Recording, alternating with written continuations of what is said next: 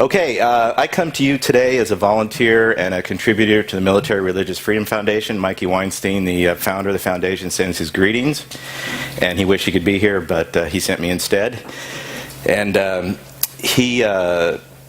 come to you also as a representative of the foundation, but I also come to you as an individual. I come to you as a fellow atheist. I come to you as a fellow humanist. And I don't tend to pigeonhole myself. I tend to have a pretty broad spectrum. But I'm a non-theist, that's for sure. And so, that being said, it says on your form there that this is a different fight. And it absolutely is a different fight, and you're going to see that today as I talk to you about the organization. And basically today I'm going to cover a little bit about what the organization does, what they do for the military, and how they do it, and kind of show you why there is a problem and why it's absolutely necessary that this organization exists. And then also I can come to you as a person that has been a victim of what I call the spiritual rape that's going on in the military right now, where senior officers and senior enlisted people are forcing their religion on subordinates who are powerless to do anything about it. And I call that a spiritual rape. I've been a victim of that myself. I have averted that rape. I've done things, especially once I made full colonel and had a lot of authority, I was able to turn some things off and make a few changes on my own. But I will tell you, and Mikey will tell you, it's like whack-a-mole. That stuff pops up continuously, and that's all across all the services. And so it's absolutely critical that this organization exists. So I'm going to start off with the video. Greg, can you help me out? We're going to start off with a very short video that if it doesn't frighten you, it should. And Greg, it's great to see you again, and Judy. I really enjoyed speaking to the atheist community of San Jose not too long ago.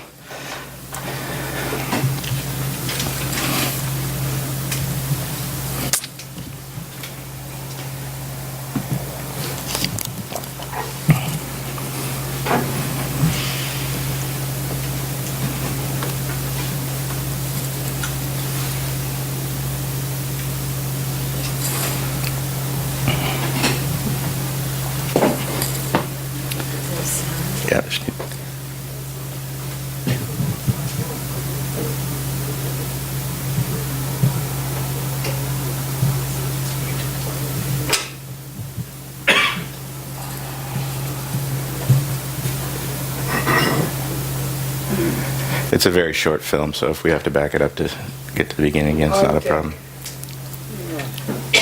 It'll be over before the sound comes in. Maybe.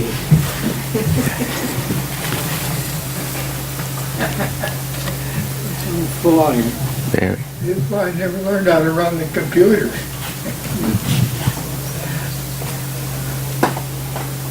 Kicking. When I was an aviator, the maintenance guys would hit things with a hammer.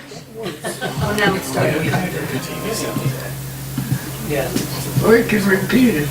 The sound from the TV screen can go up quite a bit more. That's what I'm fixing. Okay.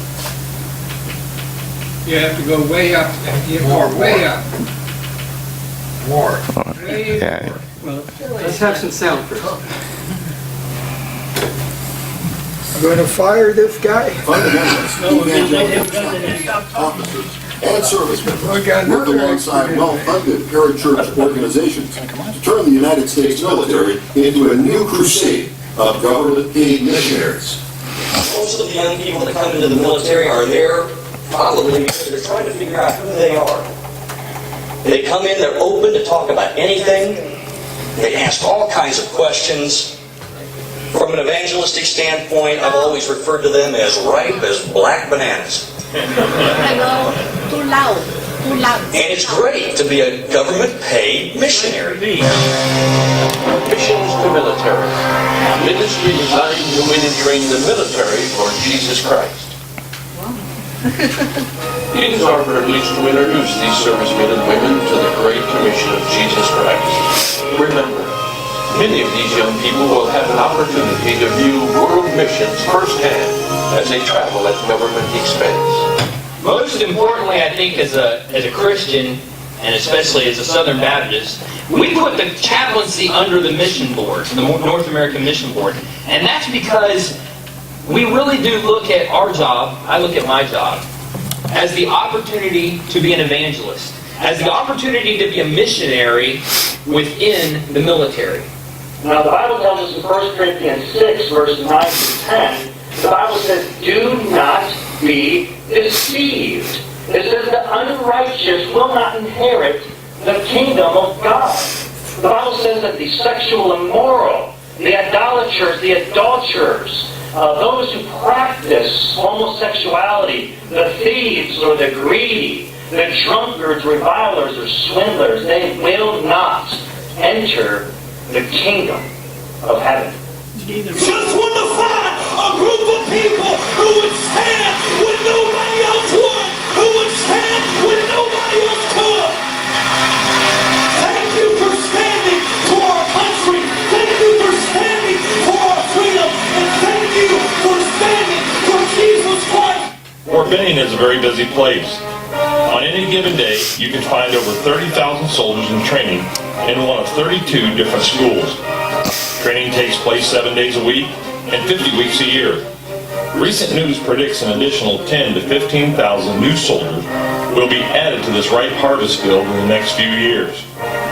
In order to fulfill the obligation of preaching the gospel to every creature at Fort Benning, God has allowed us to diversify this ministry in unique areas.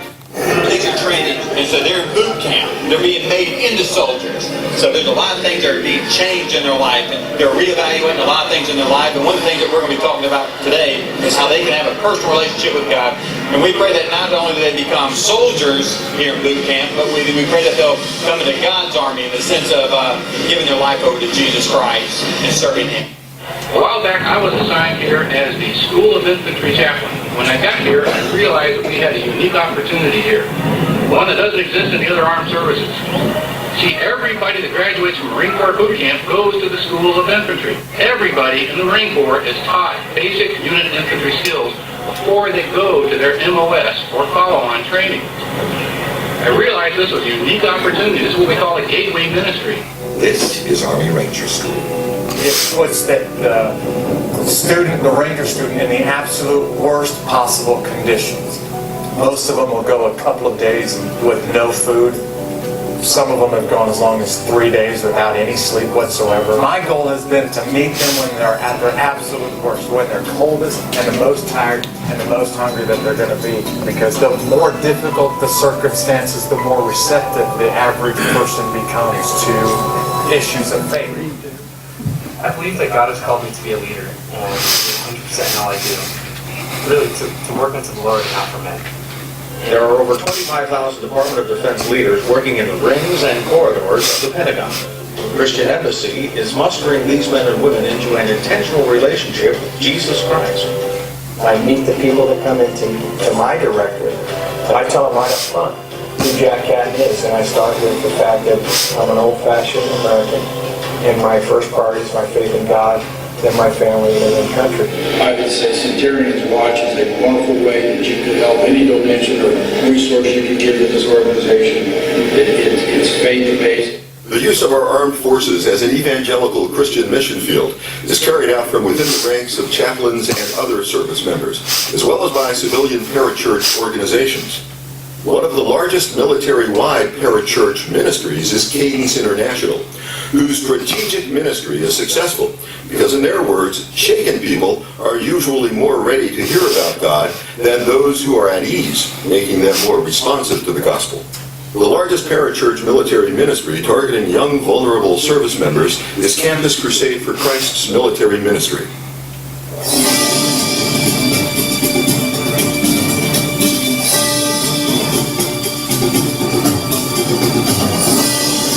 The first strategic objective is to evangelize and disciple the enlisted members of the U.S. Armed Forces. Our vision is to transform the nations of the world through the militaries of the world. We try to reach our recruits immediately. There are 450,000 recruits in the freshman class of this next year's Armed Forces. That's going through boot camp. We will touch about 200,000 of them this next year with our staff. We have staff at half of the nation's boot camps. Through evangelism and discipleship, each year cadets are recognizing God's call upon their lives. A call which will make an impact around the world, for the present and for eternity. Our purpose for Campus Crusade for Christ at the Air Force Academy is to make Jesus Christ the issue at the Air Force Academy and around the world. And I think that we're seeing God do that. We're seeing kids come to Christ, being built up in their faith, and being sent out to reach the world. The government paid missionaries when they leave here. The following clips, all filmed in Afghanistan, clearly demonstrate the effect of this pervasive and pernicious pattern and practice of evangelical Christian proselytization throughout our military. You know what it means to proselytize? There's no doubt these men knew the rules. Proselytize, but you can get kids. I'm going to talk about it. We got to overcome the good. Our faith over love is love. You just got to love these people and show them that there's a better way. So that's what we're here. But especially for the Afghan people as well, that everyone here would just know the truth of Christ more and more every day, and that it would really make them free. All of you, if you name the name of Christ, are commissioned to be witnesses for Him. You said, is that in we all preachers? Mm-hmm. The man giving the sermon, the chief of the chaplains in Afghanistan, Lieutenant Colonel Gary Hensley. He tells the congregation, all of them servicemen and women, that they need to go on a recruiting drive for the faith. The special forces guys, they hunt men, basically. We do the same thing as Christians. We hunt people for Jesus. We hunt them down. Get the hound of heaven after them. So we get them in the kingdom. Right? That's what we do. That's our business.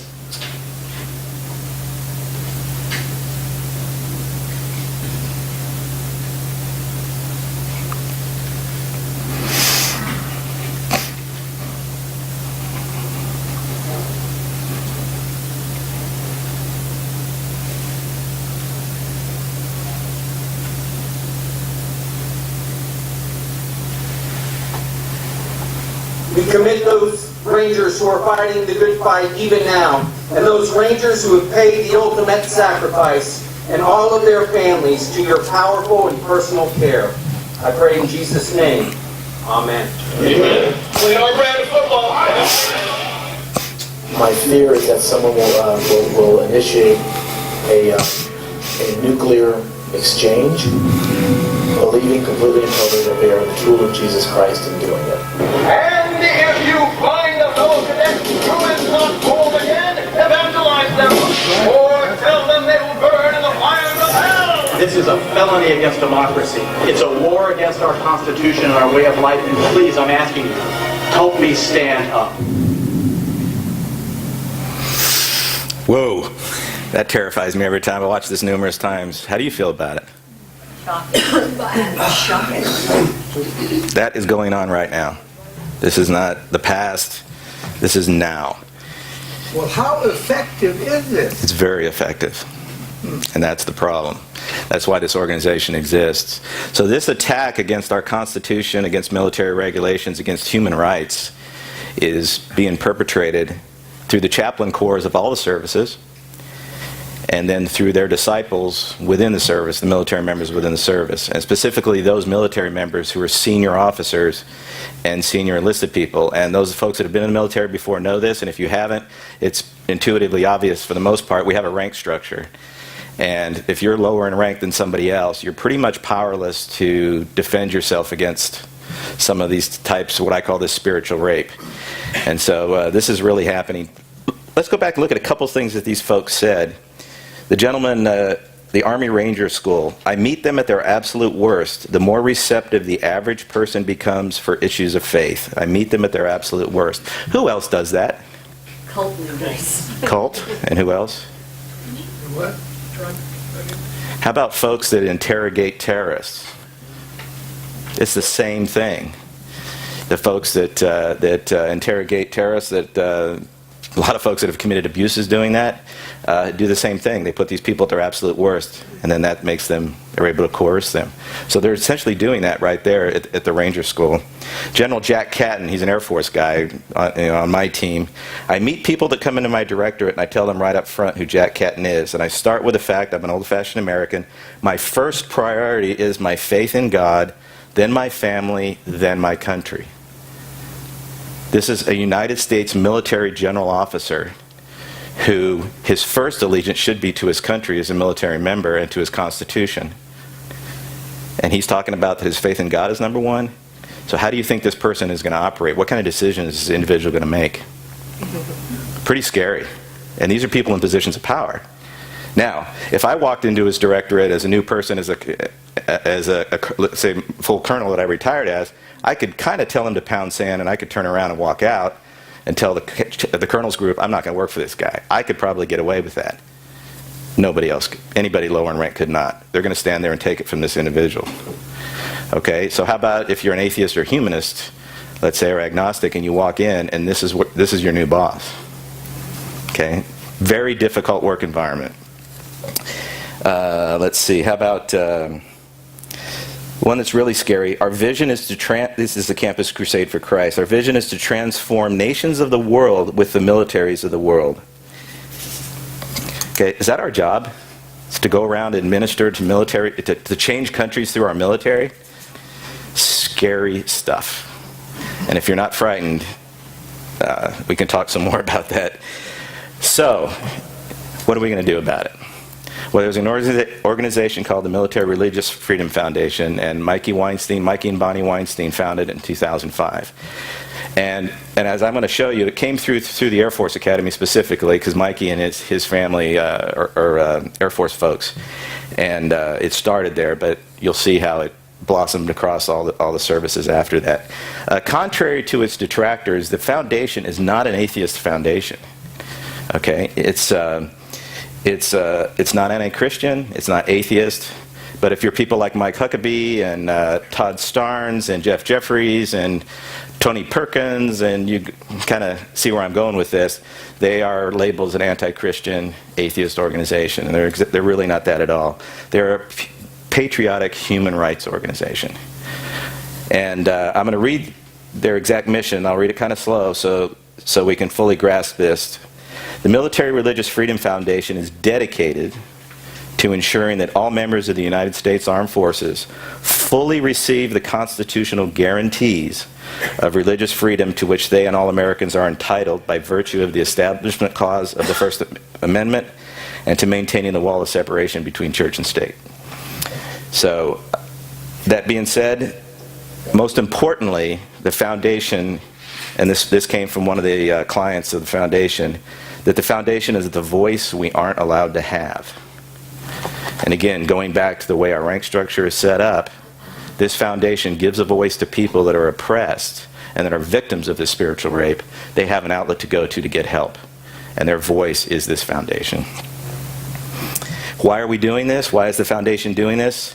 The foundation and their clients have uncovered volumes of evidence establishing a pervasive and deadly pattern of practice and practice of constitutional and civil rights violations, and being committed from the highest to the lowest levels of the United States military. It's there and it's really happening. The threat is real, it's aggressive, it's well funded, it's supported, and so it's quite a challenge ahead of us. Kind of tell you what the foundation is made up of. It's a nonprofit foundation. Nobody's getting rich doing this. As a matter of fact, the founders of the foundation have basically put their life, their soul, and their finances in this. And it's funded through grants, through benefactors, and through folks like me and maybe some of you in the group that provide maybe a monthly donation to them. They're basically made up. Mikey Weinstein is the president. They do have a board. And their board has some very public figures, ambassadors, lawyers on the board. Then they have an advisory board, and that board is made up of a really interesting group of folks.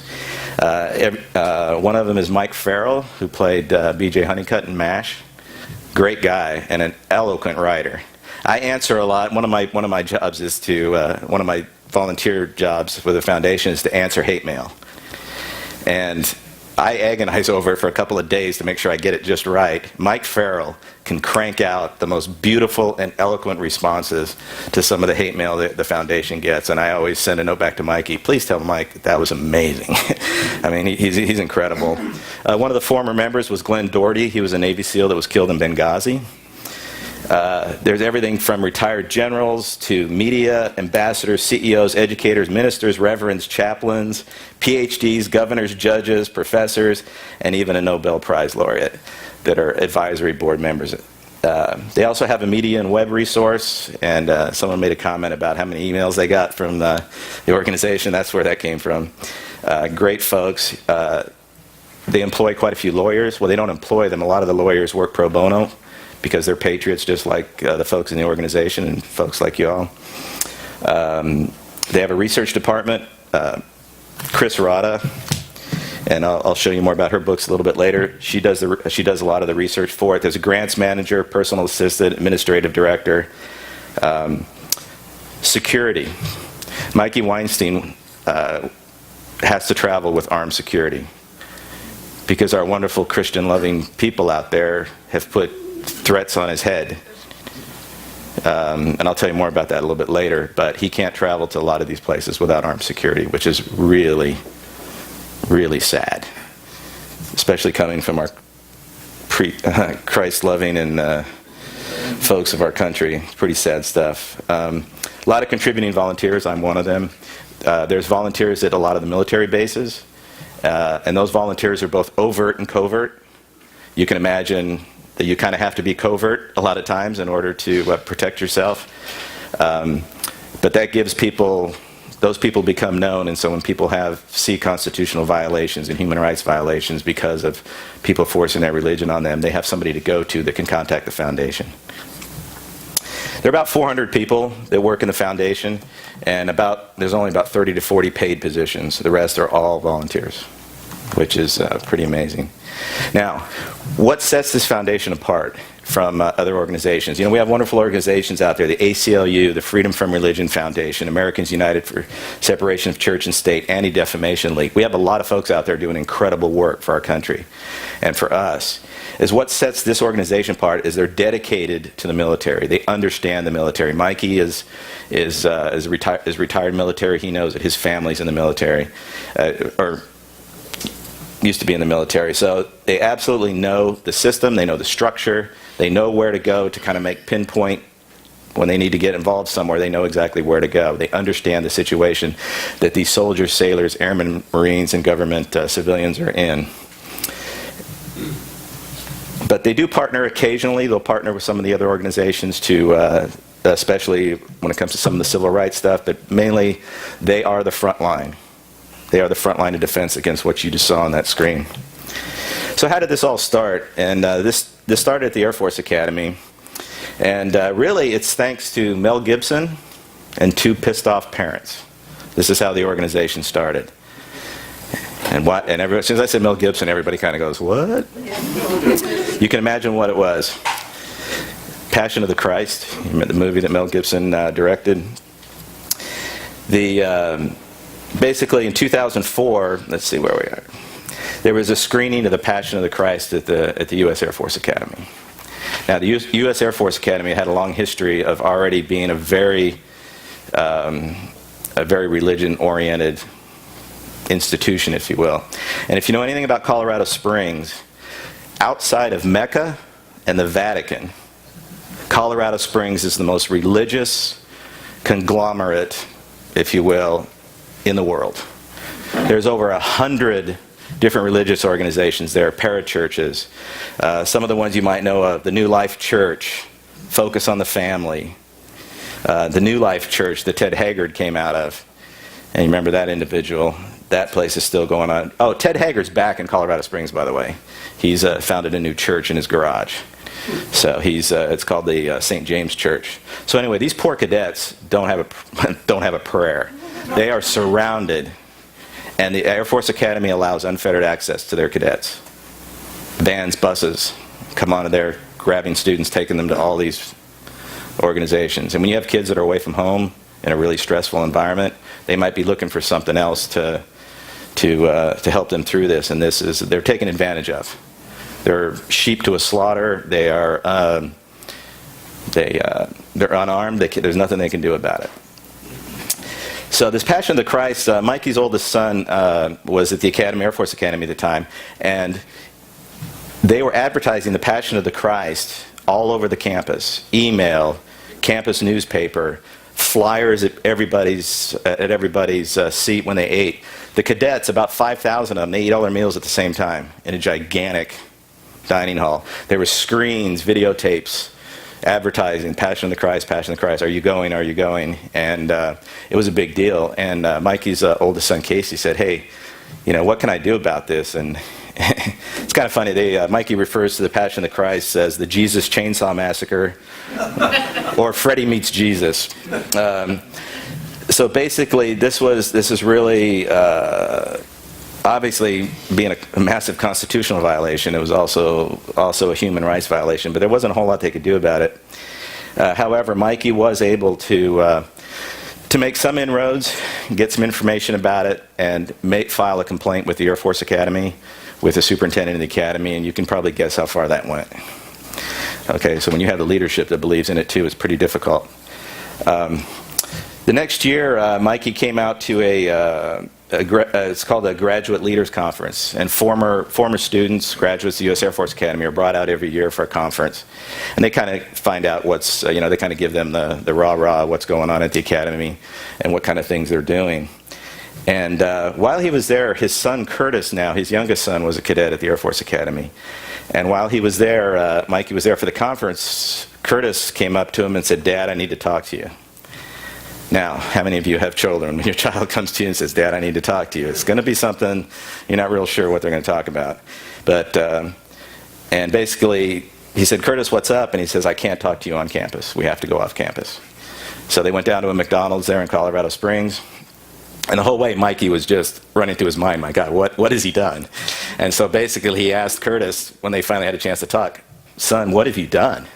And his son said, it's not what I've done, but it's what I'm going to do. And he told Mikey that I'm going to beat the shit out of the next guy who accuses me or our people of killing Jesus Christ. Okay, Mikey's family is Jewish.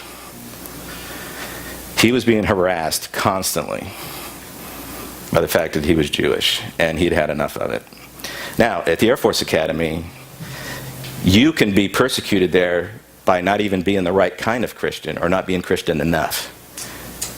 Evangelical, you need to be at that evangelical dominionist level in order to be a correct Christian at the Air Force Academy. So anything under that, you'll start getting problems. So after that, Mikey said, okay, there really is something going on here. And he managed to, he talked to the chaplain, one of the chaplains there at the academy. Her name was Captain Melinda Morgan. And she was very sensitive to the fact that they were really crossing the line here, constitutionally especially.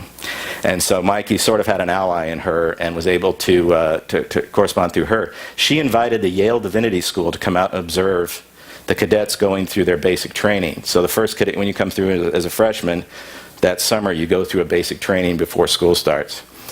And that divinity school was able to go out and observe the cadets go through the basic training. And part of it was they spent quite a bit of time out in the woods near the Air Force Academy there, going through survival training, going through different kinds of military type training. What she observed out there were chaplains from the academy. It basically was one gigantic revival camp. It was basically a church outside.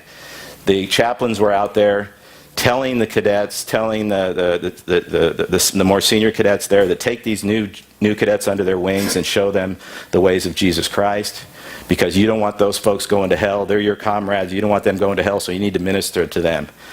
So the Air Force training part was very small. The religious training was huge. And literally in the evenings after a lot of the training was done, they had prayer groups. They had tents. The tents there became revival tents. Prayer groups everywhere you looked. A lot of cadets objected and said, well, we're not going to do this. So you know what they did to them? They lined them all up. They called them the heathen flight. And they marched all those cadets over to a different area in front of all their comrades.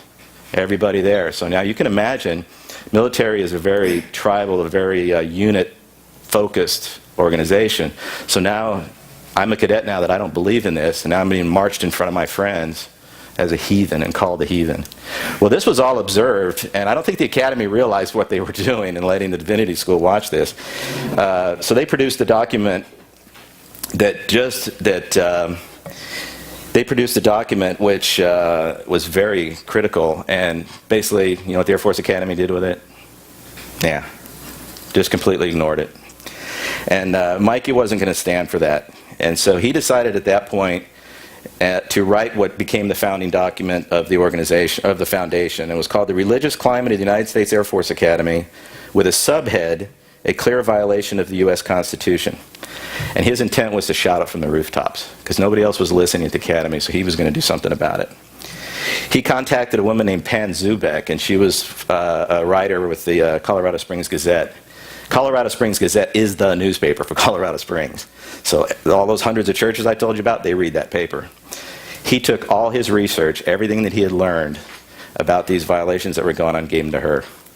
And she put that out, and boy, that started getting some attention. Mikey also wound up after that going on talk shows. I mean, that got enough attention where he wound up going on national level talk shows talking about what was going on at the academy. So of course, in true Air Force fashion, they panicked.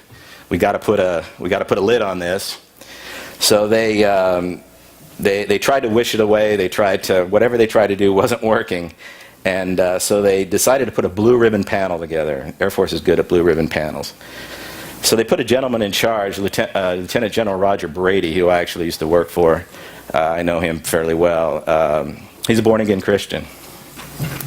Very born-again Christian. I'd put him at the evangelical level. Okay, they're putting him in charge to see if there was religious and constitutional violations at the Air Force Academy. Fox Hen House? Really?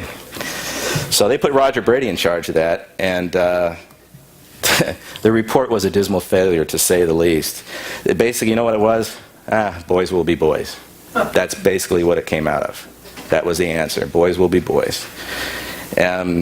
House Arms, of course, our Congress has to get involved. So the House Armed Services Committee held some hearings on this issues at the Academy, and basically nothing came out of that either. I mean, does that surprise you that nothing substantial comes out of Congress? They basically pontificated. Most of the congressmen spent their time avowing their support for Jesus Christ, and so that's kind of what it turned into during those committee hearings. Meanwhile, the media storm was continuing. An article came out by one of the Air Force, the Deputy Chief of Chaplains for the Air Force, a guy named Brigadier General Cecil Richardson. And he said that the Air Force chaplains have the right, and I'll tell you his exact quote, they reserve the right to evangelize the unchurched. Okay, to me that doesn't sound like a job title or job description of an Air Force chaplain, but anyway, that's what he said.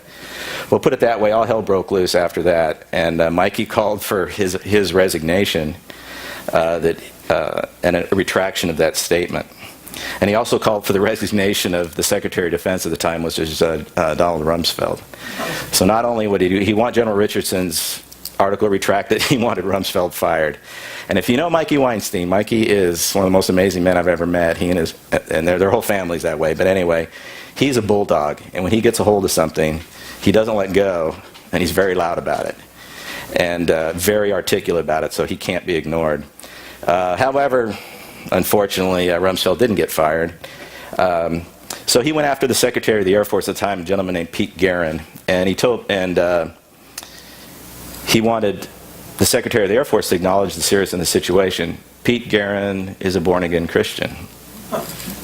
At this point, Mikey was going, are there any non-born-again Christians in the Air Force? Because everybody he's coming across that has any form of power to do something about it is a born-again Christian. So Pete Guerin obviously just pretty much blew it off. He said he didn't understand the seriousness of the situation. However, he passed the buck, and he passed it to a woman named Mary Walker. She's the general counsel for the Air Force, born-again Christian. She said, Mikey, let me have a week or two to look at this, and we'll see what we can do. Well, of course, a week or two went by. Nothing. Mikey wasn't going to sit around. Mikey filed a complaint for the violation of constitutional rights, and that was in October of 2005 with the U.S. District Court in Albuquerque, New Mexico. So he filed in federal court this lawsuit. How long do you think it took Mary Walker to respond back to Mikey after that lawsuit went public? 1 day. Or 2 years. 2 hours. Close. 6.5 hours. She hadn't talked to him in 2 weeks. Boom, lawsuit, 6.5 hours. So anyway, she responded, and she admitted that there was no, and I'll quote her, there was no existing Air Force policy endorsing proselytizing and evangelizing, and she withdrew the chaplain service document that might have been understood to represent such a policy. She rescinded a chaplain service document. Mikey had no idea this document existed. Neither did anybody else. So they took a look at that document. No kidding. When the chaplains go through their Air Force training, there was exactly word for word in there what General Richardson had said, that they reserved the right to evangelize the unchurched. So if that's in a training document for Air Force chaplains, that's Air Force policy. You can't separate it. And so that was withdrawn. Mikey offered to settle the lawsuit that if the Air Force would give up on any form of proselytizing and evangelizing by an Air Force member while on duty, okay, what you do in your off time's a different thing. He volunteered to drop the lawsuit. However, instead, the Air Force put out this statement. Any sermon or religious message delivered by Air Force chaplains cannot be attributed to the Air Force as government speech. What's wrong with that? Besides everything. Any sermon or religious message delivered by an Air Force chaplain cannot be attributed to the Air Force as government speech. Unbelievable. Who in their right mind can even say that with a straight face? This is an Air Force chaplain dressed in an Air Force uniform on an Air Force base making these statements. You're not going to attribute that to the government? Yeah. So basically, the lawsuit got drug out and eventually was dismissed in court. But anyway, the fight was on. And that's basically the organization. Now it was founded in December of 2005. And they are still going strong as of this day. What is the foundation up against? Mikey calls it dangerous, brutal, and expensive, and lonely. It's a really tough job. They average about a dozen new clients a day. And clients now, I'll define clients for you. Those are people that are observing human rights or religious violations, constitutional violations at their work in the government, either as a government civilian or military member. And when that person calls and Mikey takes on their case, that is a client.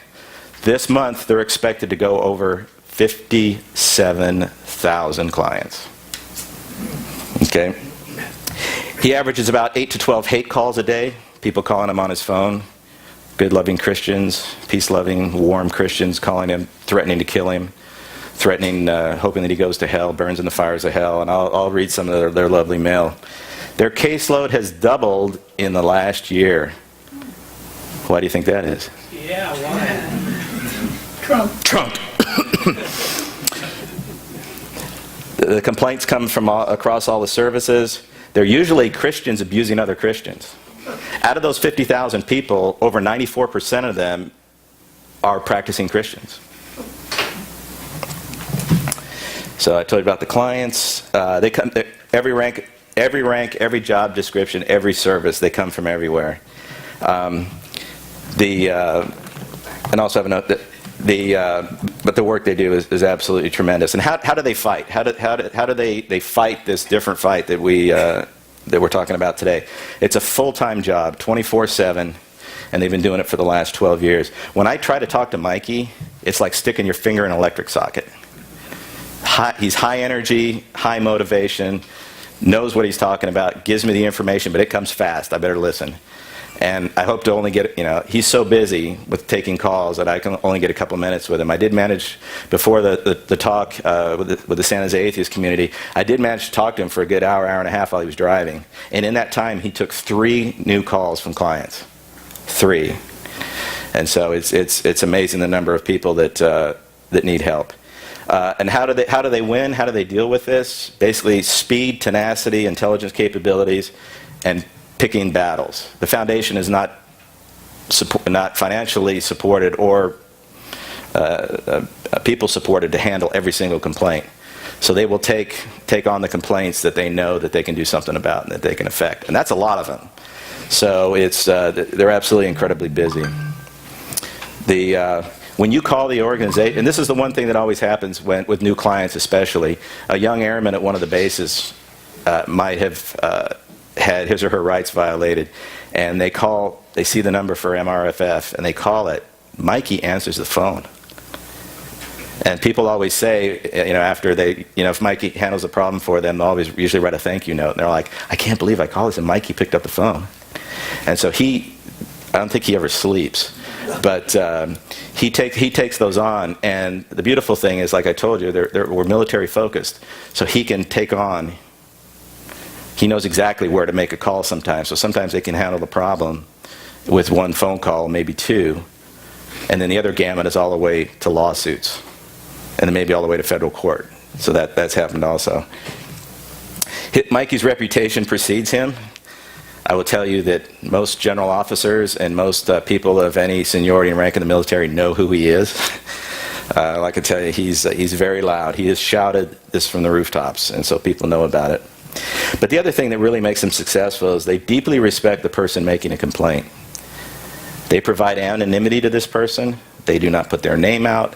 They don't put anything out that might out them, because that puts them in danger of superiors retaliating against them. And that happens quite often. And a lot of times they get involved with talking to senior officials about retaliation on people that voiced a complaint about a constitutional violation. And so they work exclusively with them. So these people, when they call, they know that they're going to be protected. And so they're able to freely expose the problem and tell him what the issue is. But they do protect him. They never ask for any money. Clients do not pay anything for the foundation service. Not a dime.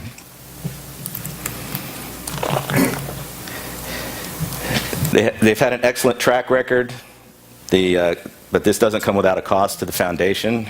And I will tell you that Mikey's family time, the financial hits that he takes, the hate mail that he gets, his threats to his personal safety, I'm not sure a lot of us out there would be willing to do that.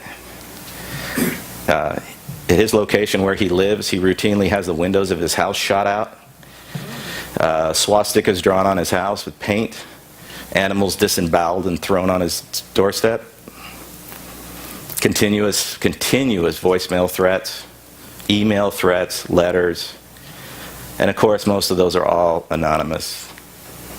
Okay, people are too chicken. They want to say something to Mikey, but they're afraid to use their real name or who they are.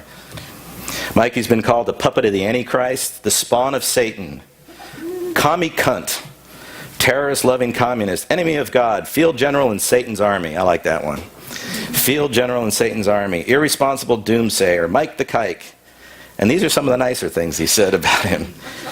We talked about the direct bodily threats, the calls, literally the hate mail. Literally, can you imagine your whole day is listening to this stuff come in? And it's all recorded. It's all recorded and it's all written down, because some of it are direct threats, and those immediately get turned over to the police and to authorities to deal with it. As a matter of fact, just the other day, I responded back to one of the hate mails, sent it to Mikey to take a look at, and he said, hey, things have changed. We've just turned this person over to the police because he's made a direct threat to Mikey. So that he says that person is not worthy of the work you put into responding to him. So let me read you just a couple of the kind, gentle responses that Mikey has received. Here's a good one. Jews like you, Weinstein, will soon go the way of the unicorn. Same for your Jew tribe of MRFF subhumans. Well, first they got the organization acronym wrong, and I'm a subhuman, by the way. Extinct forever. Bring back the camps. Cleanse the blood of humanity from all Weinsteins. Make America great again. Christ is King. Bible on display at every military organization. This was the threat that they actually turned over to police, and basically there was an FYI at the bottom. It says, I don't miss nor do I flinch. Okay, that went to the police. And I apologize for some of the language that's in this. I'm just reading what these Christ-loving people send to Mikey. Why is there always a fucking little Jew behind every attack on good, decent Christians? Hope and pray you die of brain hemorrhage tonight. Slow and painful for your sins against the blessed followers of Christ in our armed forces. Same armed forces who liberated your uber-nosed Jew-cesters from the camps in Germany. 6 million, as if was not enough. What a waste of American Christian military time and effort. The Jew is never grateful. Once a fucking little Jew, always a little Jew. Okay? This comes in every day. Volumes of this. Mikey's wife has MS. They regularly say that Mikey's wife has MS because that is Jesus Christ punishing her for being Mikey's wife. He wishes, a lot of them respond, they wish that Mikey's daughters and Mikey's daughter-in-laws will have miscarriages and that their babies will die if they become pregnant. This all comes to him pretty regularly. You uppity commie kike. I hope you drop dead and get fucking corpse eaten by starving spick immigrants from Mexico. That is a little Trump flavor there, doesn't it? After ICE throws they wetbacks back over the border to Taco Land where they all belong. Where do you belong, Mikey? ICE needs to throw you back to the Jew camps to burn like your grandpappy burned. Mikey had about 100 members of his extended family die in Auschwitz. So you know this is a little bit sensitive, very sensitive. Anyway, volumes of this stuff. So much so, his wife Bonnie wrote a book about it. And it's called, You Can Be a Good Speller or a Hater, but Not Both. And the reason she wrote this book, and volume 2 I think is on the way. Be a good speller or a hater, but not both. You should see, all caps, horrible sentence structure, full of misspellings, absolutely clueless about what the Constitution says, absolutely clueless about what the military says. It's unbelievable the level. And we see a lot of it now, and it's at that 4th grade level where Donald Trump is. I mean, it's exactly at that level. It's staggering what comes through. I want to play a quick call here for you, and then we'll see if in the remaining minutes we have here, and we'll see if this will go through. And let's see if I can put it on the speaker and see if you can hear it. Oops. And this was a voicemail that Mikey received at his house. Next message sent Tuesday, April 12th, 2016 at 3:22 p.m. Mountain Time. Hi, I'm just wondering, I noticed your name is Weinstein, so obviously you're Jewish. So I was just curious if the reason why you're so hateful is that all your family and all your kin were wiped out in the furnaces and the ovens by the Nazis and Hitler. Is that why you're so hateful? Because your families were killed in masses in concentration camps. They were starved and beaten and burned alive, and shot and everything else. Is that why you're so hateful? Probably. Have a nice day. Have a nice day. This stuff comes constantly. Yeah, and that's actually... He actually could put a sentence together, which was pretty amazing. Most of them can't do that. A lot of the detractors say, is there really a problem out there? There absolutely is a problem. You saw the film. You saw what is going on. This spiritual rape of our military. The incredible constitutional violations that are going on. When we take an oath, those of you in the military, we all took an oath. And what do we swear to support and swear or affirm to support and defend? The Constitution of the United States. Not a president, not a king, not a thought, not a theory, not a belief. The Constitution of the United States. So this organization, this foundation, is there to preserve our Constitution, the rights that we have in our Constitution, both to practice a religion or to not practice religion. But either way, we're not going to be discriminated against for that. And to me, that sounds like a very patriotic thing to do. But when you have that religious influence in our military that absolutely objects to that there is only one way, and that's Jesus' way, it becomes tough. One of the big things, again, civil rights abuses, constitutional rights abuses, rampant in our military. We've really seen since Donald Trump moved into the White House that the Muslim community in the military has really taken a beating, both physically and verbally. There's been some real problems. But a lot of people, and we see it all the time, I answer Facebook, a lot of times I answer some of the Facebook responses that when after Mikey posts something on the Foundation's page, I respond back to those. And most people go, why is it a problem? Why can't people evangelize? Why can't senior officers evangelize their troops? Why can't they do that? It just seems like it's totally a reasonable thing to do. Well, violates the Constitution, which kind of happens to be the bedrock of our country, right? violates a whole number of military regulations and instructions. It's in military regulations. You can't do that. And leaders are not allowed to show a preference of one religion or another in their actions and what they do and say. And so it's right there in the military regulation. It violates our human rights. Good order and discipline within a military unit is very important. Okay, so what happens when you have the group that hangs out with the commander in his prayer group that he holds once a week, and us heathens that don't? Do you think we're going to be treated fairly? Do you think our performance reports, our report cards that help get us promoted, are going to look the same as the folks that sit around the commander's table doing a prayer group once a week? This stuff happens. It's real. Okay, and it's just not right. Commanders, NCOs, the folks that run these units, it sows distrust in them. And if subordinates don't trust their leaders, you think they're going to be able to effectively complete their mission? It gets very difficult. In a combat zone, and I can tell you, having been in one in Iraq, they're loud, they're crazy, they're violent, and fragging is a real possibility. So if you have a unit of individuals that are the Jesus' army on one side and then the heathens on the other side that are all part of one unit, you know, maybe the bullet gets misplaced, grenade gets misplaced. That stuff can kind of happen, taking out their own people. But the biggest thing, one of the things that's very dangerous is that the way we get promoted in the military is through performance reports. So every year we get a report card. It says how we're doing. And every so many years we meet a board for the next promotion. Words mean something. Those forms aren't very big, so every word means something in there. And it is very easy for a commander to derail somebody's career and just basically tube it with just a few choice words. And that's not even words that to you and I aren't even bad words. It would seem perfectly acceptable to be in a performance report.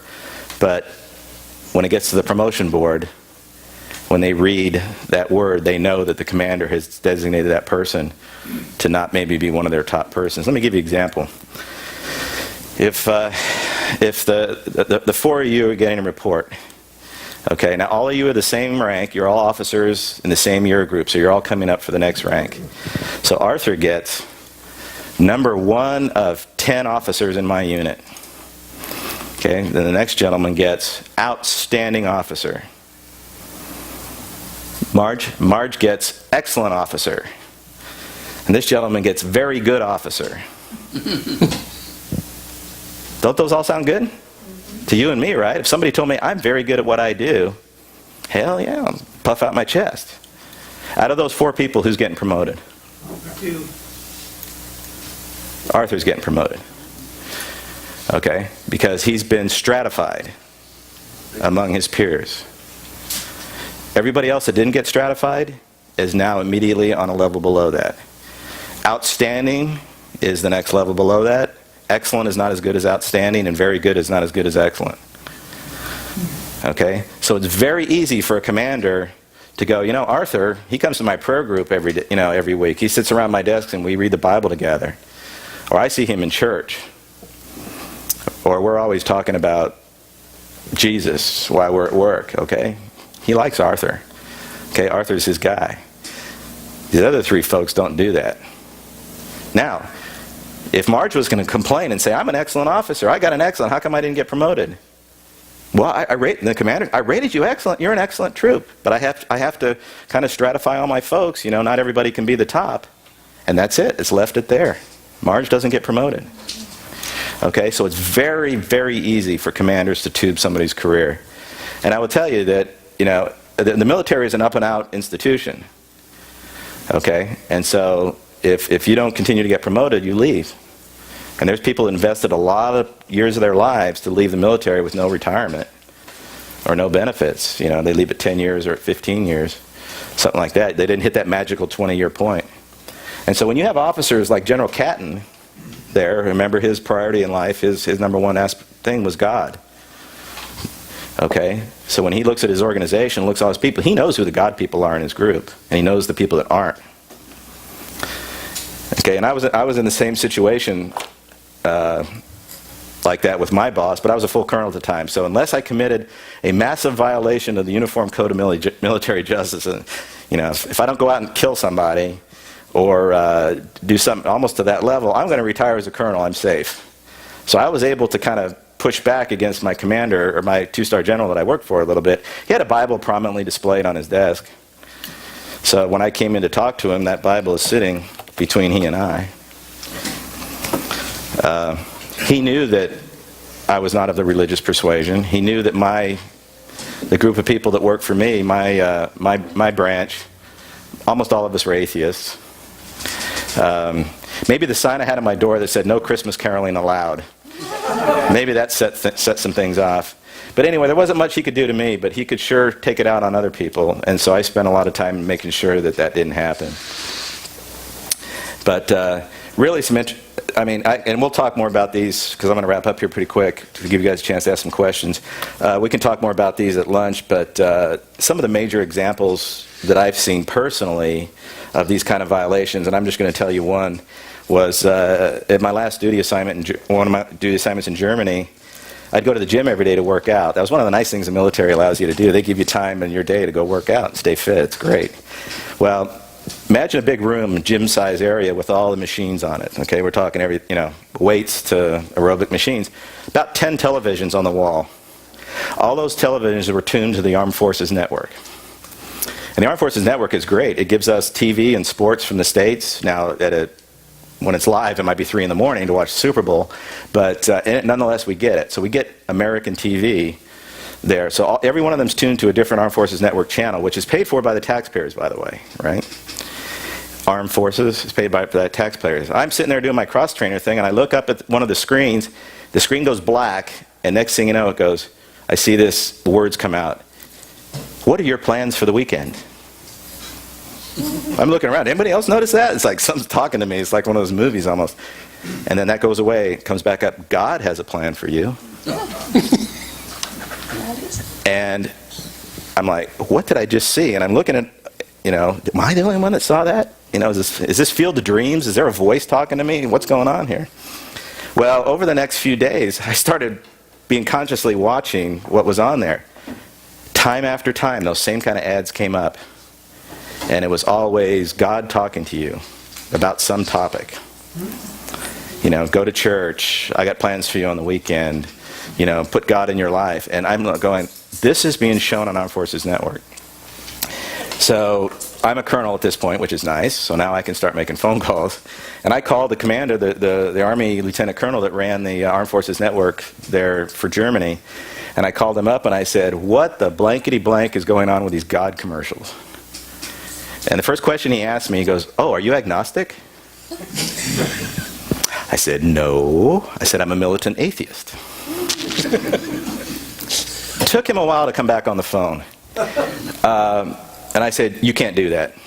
That's an absolute violation of the Constitution, of the First Amendment, absolute violation. And it's also a violation of military regulations, and you know it.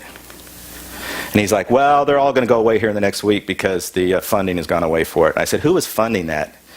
And it was Army chaplains were doing it, and they ran out of money. So those commercials did go away. That's what I talk about that happens. That's a whack-a-mole. That popped up. The next day, it could be something else. You're getting emails from your commanders or emails from people around the base that have all sorts of religious stuff written underneath their signature. Award ceremonies. Another classic one is when we have award ceremonies, and this will be the last story I'll tell on this, I promise. When we have award ceremonies, those are big in the military, functions where people are recognized. The military does a fantastic job of recognizing people, usually. So here, let me set the situation for you. An entire ballroom at the officers' club. Okay, huge room. There's hundreds of people in there. We've come together for a monthly award ceremony where they recognize the star performers across everybody on the base for that month. It's a really good deal. You get to see your friends. You get to eat a lunch. You get to clap for the people that are awarded. Sometimes they're my troops. I'm very proud to see them getting an award. Well, this is the way it works, is we all gather. The official party, which is usually a senior officer, made up of a couple senior officers and the chaplain. They're the official party. They wait outside the room. The next thing that happens, the doors are open, the room is called to attention. Boom. Stand by for the arrival of the official party. They all come walking in, they sit at the front table. Please remain standing while we play the national anthem, the United States of America, and the German national anthem, and a prayer from the chaplain. So that's what they do. So now we're all standing. And they do the national anthems, we stand at attention. Then the chaplain gets up, let everybody bow their heads, and then everybody, kind of does this, right? Well, I don't. I stand with my head up, which is kind of fun because I look around the room, and there's quite a few of us, and we give that look to each other like, yeah, we don't buy this garbage. So anyway, and that happens. So there's a prayer. And then sometimes there's even a prayer at the end of the function. So lots of complaints have come up about this. And you know what the answer is? Well, if you don't like it, just leave the room while they do the prayer. And see, and you guys notice, do you think that would be beneficial for my career to my boss's boss? My boss's boss's boss is up there, and when the chaplain starts his prayer, I turn around and leave in front of 200 or 300 people? As Mikey calls some of these things, that's a tarantula on a wedding cake. You get noticed. Okay? So that isn't available to us. Oh, just stand quietly and take it. Really? It's a violation of the Constitution. It goes against military regulations. It's sanctioned by our bosses. I'm going to take it? That's not fair either. Okay, so situations like this, we're just put in a variety of situations that just are just untenable. Absolutely untenable. Why isn't the problem getting fixed as I close up here? Leadership. U.S. Air Force, U.S. Army, Navy, the Marines, Coast Guard, government civilians, there's a failure in leadership. Okay, leaders are responsible for enforcing military regulations and holding people to the oath that they took to the Constitution of the United States. Okay, it's an absolute failure in leadership. And I'm not sure that's going to change anytime soon because I've noticed over 27 years, we've progressively gotten worse in how we select our leaders. So I'm not sure that that's going to get better anytime soon. There's lots of other different, just enforce the dang rules and make an example of somebody. That really helps. Does anyone remember the tail hook? Remember a tail hook that happened in the U.S. Navy? Okay, their conventions had gotten absolutely out of hand. And finally, somebody complained. And rightly so. There was some females there that were physically assaulted, sexually assaulted at one of their conventions. You know how quick they shut those conventions down? Boom, gone. People were prosecuted. The convention was stopped for a long time. I think it still exists, but nothing like the form it was. The Navy made an example out of somebody. Okay, and so for some of these more serious violations, if our leadership won't make an example out of somebody, if there's no punitive action, no punishment, no threat of any punitive action, people aren't going to change. One of my things is get rid of the chaplain corps out of all the services. Okay, this is me talking. This is Greg Petrequin talking. Okay, get rid of the chaplains. Why do we need them?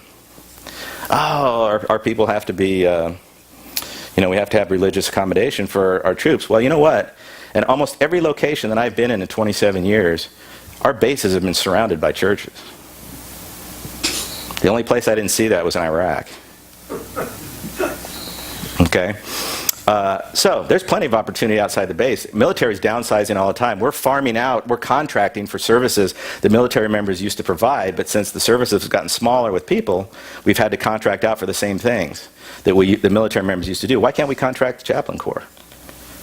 Get them out of a uniform. Because the number one thing that gets them out of a uniform, because if you're walking down the street and you see me walking in my blue Air Force uniform, and I'm walking with a chaplain in his or her blue uniform, can you tell us apart as far as what we do necessarily? Now, you look at my uniform, I wear wings. Okay, I wear Navigator wings. Oh, he's a flyer. The chaplain have a little cross. But you got to get right up to you before you know. And what I'm getting at is we all look the same.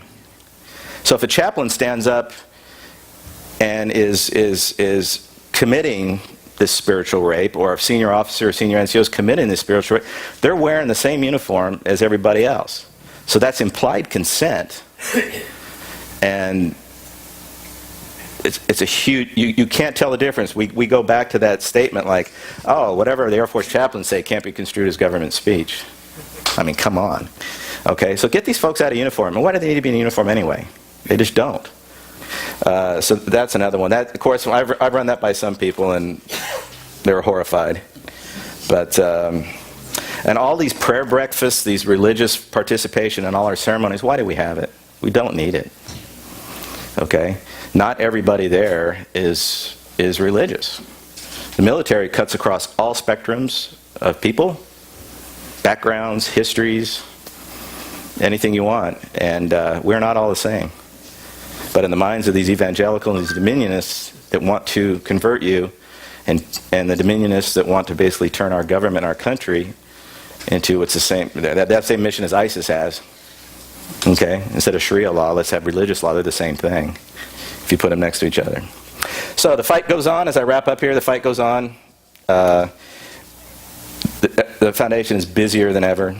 And there's no letting up. There's no letting up. And I'm going to close with a quote from Mikey and Bonnie. I'm going to start with Bonnie first. And this is from the book No Snowflake in an Avalanche. And it's available on the MRFF website, if you be so interested.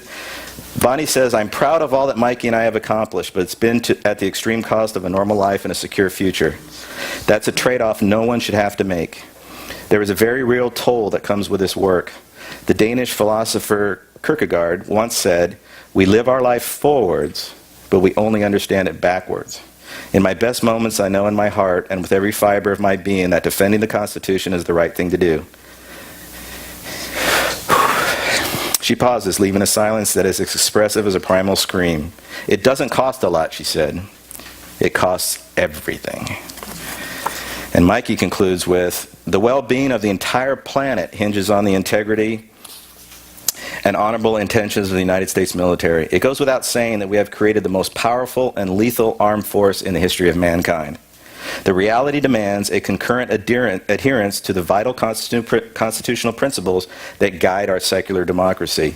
We cannot allow that power to fall in the hands of the Christian fundamentalist dominionists who believe that the Bible instructs them to eradicate all nonbelievers as a prerequisite for the second coming of Christ and the establishment of his millennial rule and reign. In the nuclear age, this is purely and self-evidently a matter of the survival of the entire species.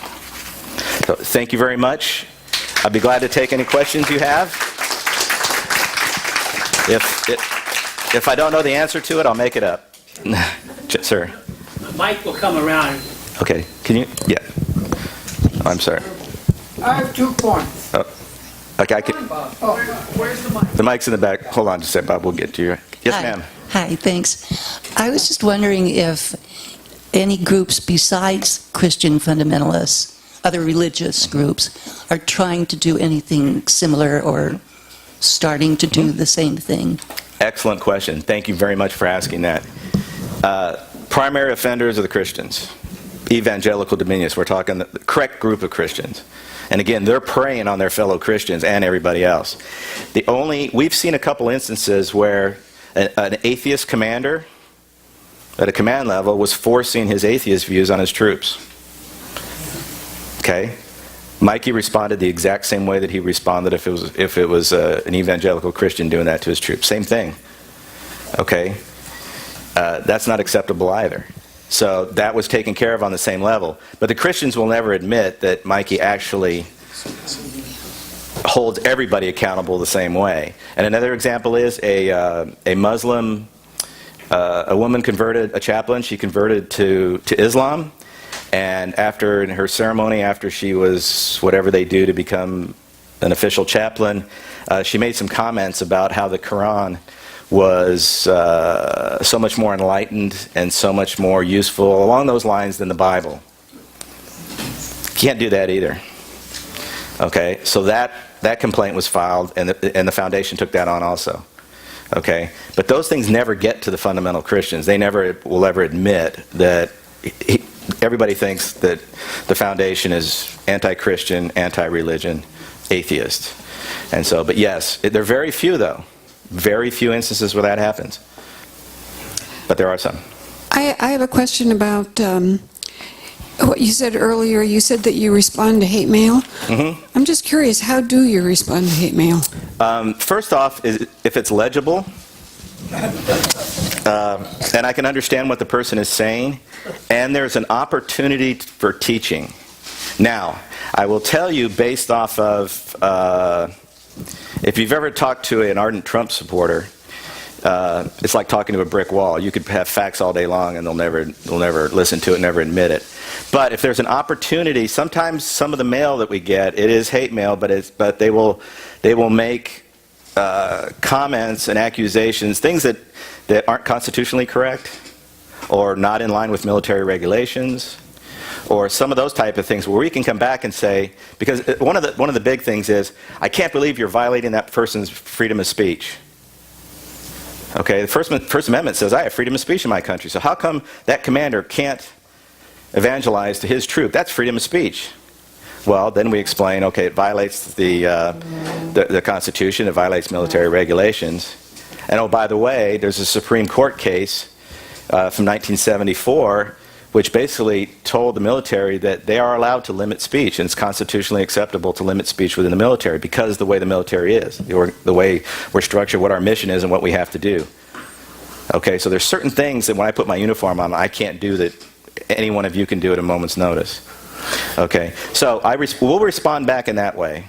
And then sometimes, Mike Farrell is the best at this, and I have some of his responses. Some people will just send some really obnoxious stuff, and Mike Farrell is really good at just coming back to them. And what he usually does is these individuals tout themselves as being Bible-loving, Christian-loving, human-loving. I love Jesus. Jesus, everything I know about Jesus. You know, Jesus and I have the same enemies essentially.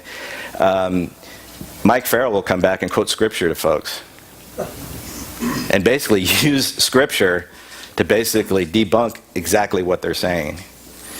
And so it gets interesting. And so if there's an opportunity to learn, and sometimes to really contradict people's words take their own words and their own religion and kind of use them against them is not really the right thing, but basically show them, look, the Scripture that you're quoting, you're not even quoting your own Scripture correctly.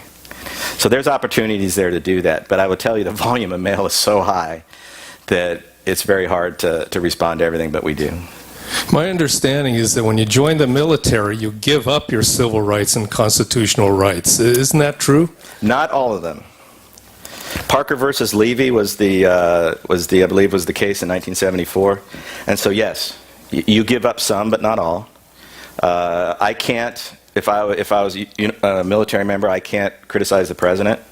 I can't stand up in open forum and criticize the president, even in civilian clothes. I can't write things about him. Now, I'm certainly glad I'm retired, because I would have never lasted with Trump. I would have had to retire. I'd be in Fort Leavenworth, one of the two. Because, okay.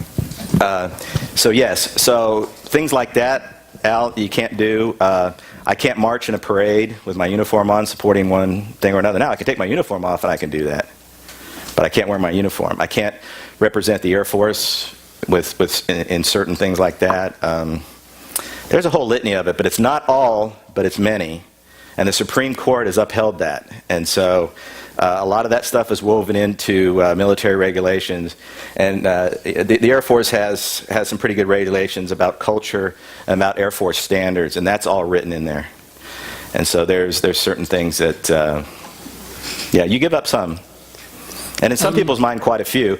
And that's absolutely a source of misunderstanding for a lot of these folks. They'll say, how come that military member can't stand up with his uniform on and preach the Lord's gospel or whatever? You just can't. How do you fund your organization, the MRFF? Yeah, the organization is it's a nonprofit, and it's funded strictly through donations and grants and benefactors out there. I thought you might appreciate the question. Yeah, it's absolutely, and and by the way, I have some pamphlets to hand to you there that we would love. We have enough volunteers to handle the writing and some of the other stuff, but we don't have enough people that are sending their credit card number and a check, which would be mighty appreciated.